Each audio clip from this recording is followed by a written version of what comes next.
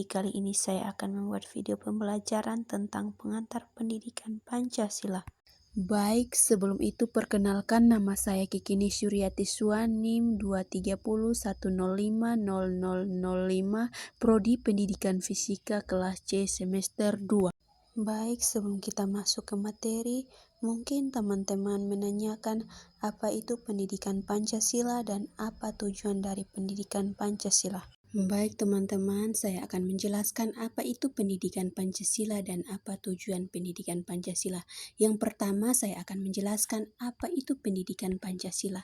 Baik, yang dimaksud dengan pendidikan Pancasila adalah proses pembelajaran dan pengajaran mengenai nilai-nilai Pancasila sebagai dasar dan pedoman bagi kehidupan berbangsa dan bernegara di Indonesia. Pancasila sendiri merupakan dasar negara yang terdiri dari 5 sila, yaitu 1. Ketuhanan yang Maha Esa, 2. Kemanusiaan yang adil dan beradab, 3. Persatuan Indonesia, 4. Kerakyatan yang dipimpin oleh hikmat kebijaksanaan dalam permusyawaratan dan perwakilan, 5. Keadilan sosial bagi seluruh rakyat Indonesia. Berikut tujuan dari pendidikan Pancasila, yaitu 1. Mengaturkan mahasiswa memiliki kemampuan untuk mengambil sikap untuk bertanggung jawab sesuai dengan hati nuraninya. 2. Mengatur mahasiswa memiliki kemampuan untuk mengenali masalah hidup dan kesejahteraan cara pemecahannya. 3. Mengantarkan mahasiswa memiliki kemampuan untuk memaknai peristiwa sejarah dan nilai-nilai budaya berbangsa untuk menggalang persatuan Indonesia. Baik teman-teman, di materi kali ini kita akan membahas tentang konsep dan organisasi pendidikan Pancasila. Yang pertama kita akan membahas tentang konsep pendidikan Pancasila, yang dimana terdiri dari perspektif historis, perspektif sosiologis, perspektif yuridis, dan perspektif politik. Yang kedua kita akan membahas tentang organisasi pendidikan Pancasila, yang dimana terdiri dari pendekatan institusional dan pendekatan sumber daya manusia. Baik teman-teman, saya akan menjelaskan terlebih dahulu tentang konsep pendidikan Pancasila. Yang bagian pertama tentang perspektif historis.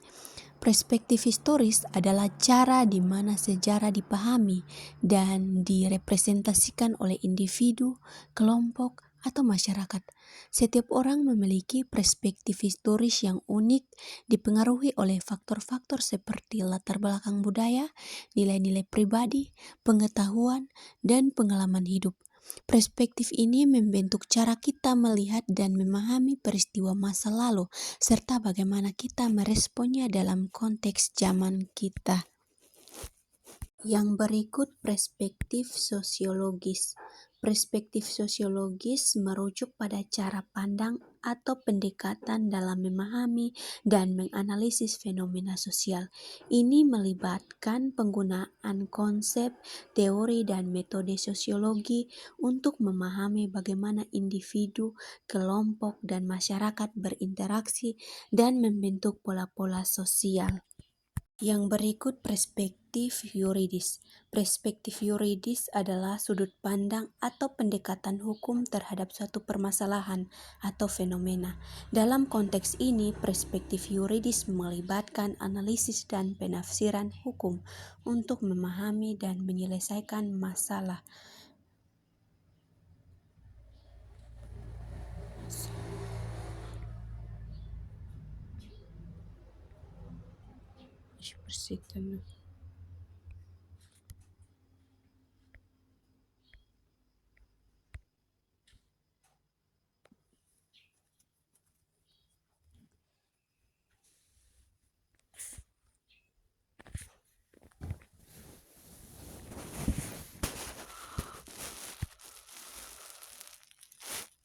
Berikut adalah perspektif politik.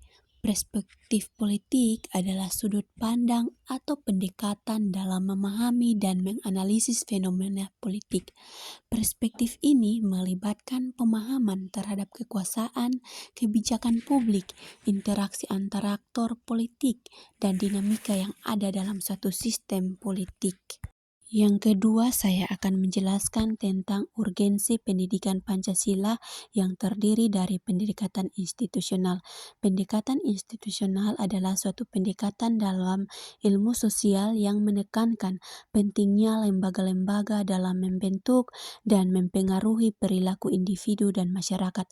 Pendekatan ini memandang lembaga-lembaga seperti pemerintah, organisasi, dan norma-norma sosial sebagai faktor penting dalam menjalankan bagaimana kehidupan sosial dan politik berkembangnya. Berikut pendekatan sumber daya manusia. Pendekatan sumber daya manusia adalah suatu pendekatan yang digunakan dalam manajemen organisasi dalam mengelola dan mengembangkan potensi serta kontribusi individu-individu dalam organisasi. Pendekatan ini menganggap bahwa sumber daya manusia merupakan aset yang berharga dan kunci dalam mencapai tujuan organisasi.